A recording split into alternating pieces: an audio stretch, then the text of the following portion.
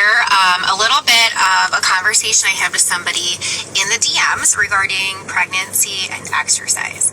And specifically, the question was that this person is about 26 weeks pregnant, and they went to their OB, and their OB was shocked that they were still running, and then said people who run have tight pelvic floors and often end up having cesarean sections or needing assisted birth.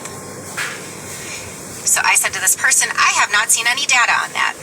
So then she sent me an article, and I will share the link to the article. And if you read the conclusion, there is no effect on how long the mother carries for or the birth weight of the baby. The only thing the authors conclude is that runners had assisted births. Now, this brings up the ever popular term that correlation doesn't equal causation. There are so many other factors that go into determining birth outcomes, such as what position were you in? Did any of these people take birthing classes? Did they know about pelvic floor relaxation?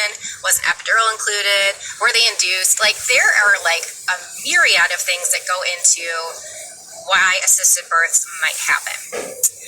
We can probably also conclude it's not just runners, it's probably most active people, CrossFitters, strength training people, whatever, anybody who's never been taught about their pelvic floor, which is a large amount of the population.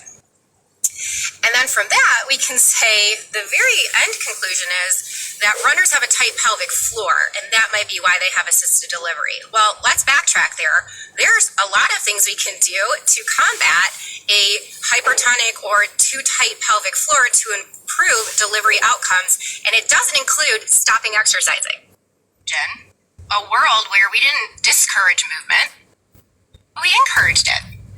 Based on actual nuance for the single person sitting in front of somebody, instead of some blanket statements that are not helpful and actually discourage movement, which has been proven to have innumerable benefits for every stage of life. It's like telling people with prolapse not to lift. No, the nuance is lift if you can do X, Y, and Z and manage your pressure. Run during pregnancy as long as you don't have pressure, leaking, feelings of heaviness.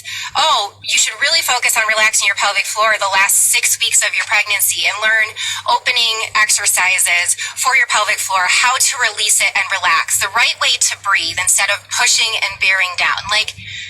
What about all of those things we should be telling people instead of stop running? It is mad